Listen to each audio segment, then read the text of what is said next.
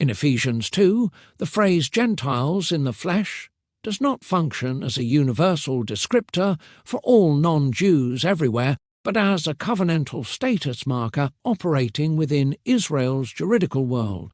Paul immediately qualifies the phrase by saying they were called uncircumcision by what is called circumcision, which is performed in the flesh by human hands, per Ephesians 2:11.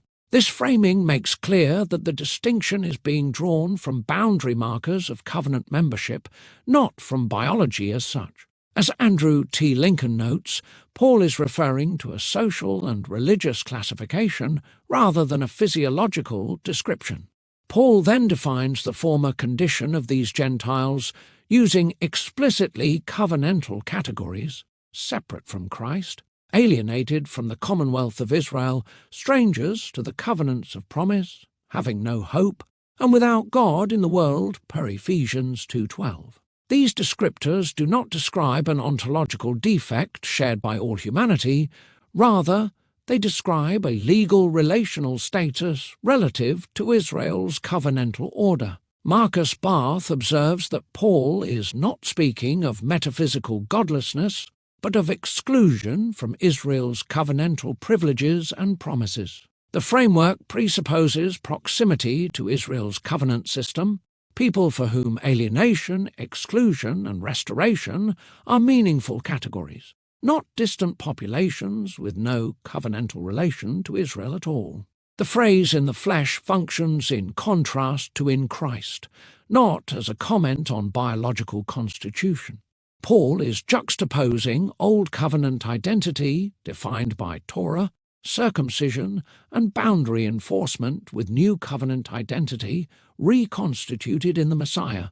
As Frank Thielman explains, flesh here denotes existence defined by human distinctions and Torah-based identity markers, not physical substance. This aligns with Paul's broader usage, where sarx often denotes covenantal mode of existence rather than corporeality per Galatians 3-4, Philippians 3:3-6, and Romans 7-8. Paul further describes these Gentiles as having been far off in Ephesians 2:13, language that only makes sense within a relational and covenantal framework. Distance presupposes reference to something from which one is removed. As N.T. Wright notes, this phrase echoes Isaiah's restoration language and assumes continued relation to Israel's covenantal world, not absolute exclusion from it. The category therefore fits God-fearers, proselytes, covenantally entangled outsiders, diaspora populations, and even estranged Israelites treated as Gentiles, groups that existed within Israel's covenant orbit and were intelligible participants in its resolution. When Paul turns to what changes in Christ, he does not describe a universalization of covenant into a timeless system for all humanity. Instead, he speaks of the removal of a dividing wall within Israel's covenant world, per Ephesians 2:14-15. The result is not a new universal religion detached from Israel, but one renewed covenant people reconstituted through Messiah. As James D.G. Dunn puts it, Paul is describing a reconfiguration of Israel's covenant boundaries, not their abolition into a generalized human religion. In short, the Gentiles in the flesh of Ephesians 2 are covenantally excluded, yet covenant-adjacent persons, defined by Old Covenant boundary markers, not generic humanity or biological descendants of Adam. Ephesians 2 addresses covenantal remembership within Israel's historical crisis, not a universal anthropology. On the claim that in the flesh refers merely to biological circumcision, those who insist that in the flesh refers simply to physical, biological circumcision flatten Paul's argument and miss his rhetorical strategy. Paul does not say those who are physically uncircumcised, but called uncircumcision by the so-called circumcision, which is performed in the flesh by human hands, per Ephesians 2:11. The qualifier by human hands is deliberate. As Peter T. O'Brien notes, Paul is already relativizing physical circumcision as an authoritative identity marker, not grounding identity in anatomy. Moreover, every consequence Paul associates with being in the flesh is covenantal, not biological.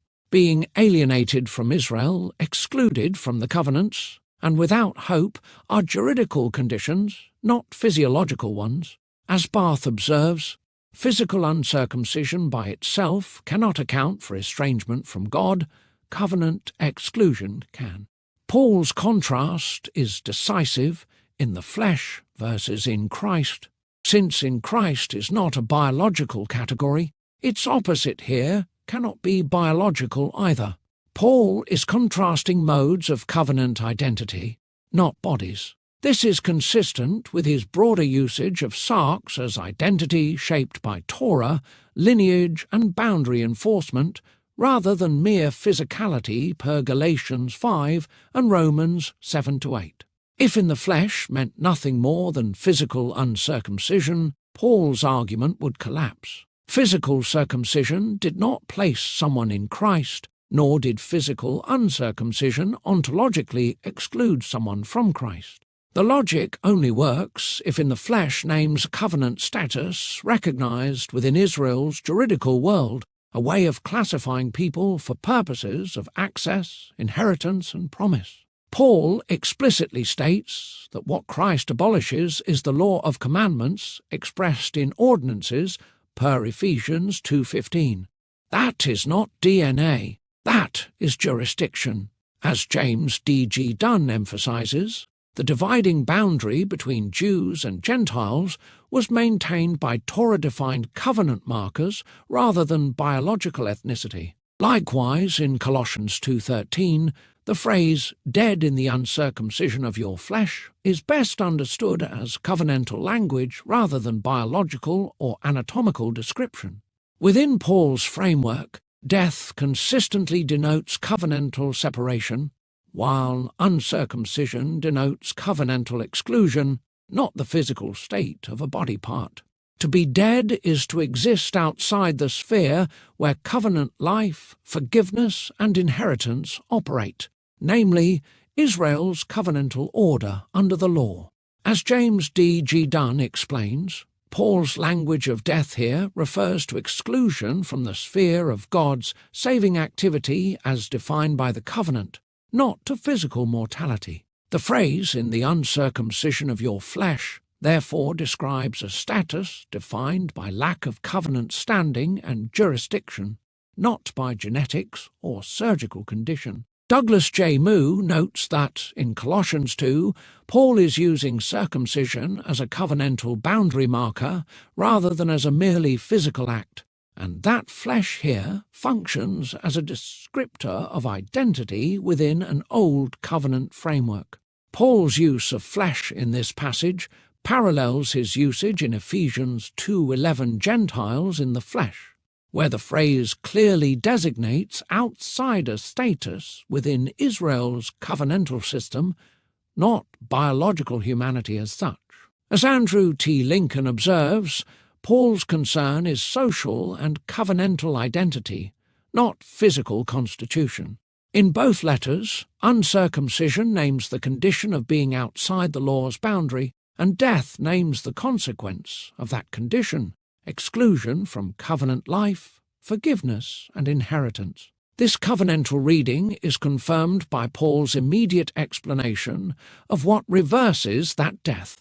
He does not speak of bodily change, but of forgiveness and legal cancellation, having forgiven us all our trespasses, having cancelled the record of debt that stood against us with its legal demands per Colossians 2:13-14. These are explicitly juridical and covenantal actions. As N.T. Wright notes, Paul is describing the removal of covenantal indebtedness under the law, not a transformation of biological existence. Crucially, Paul does not say that the Colossians were dead because they were physically uncircumcised. He says they were dead in the uncircumcision of their flesh, that is, within that covenantal condition. The preposition locates death in a relational and juridical sphere, not in anatomy. Once the law's boundary is removed and the covenantal debt is cancelled, that death ends. Nothing biological changes, status changes. As Marcus Barth succinctly puts it, the transition from death to life in Paul is a change of covenantal standing, not of physical substance. Thus, Colossians 2:13 is not a statement about universal human anthropology or biological deficiency. It is a statement about jurisdiction and covenant identity. To be dead in uncircumcision is to stand outside the law-governed covenant world where life and forgiveness are administered. To be made alive is to be brought into covenant life through the cancellation of legal debt. As Dunn concludes, Paul's concern is not bodies but boundaries, who is inside or outside the covenantal sphere of life.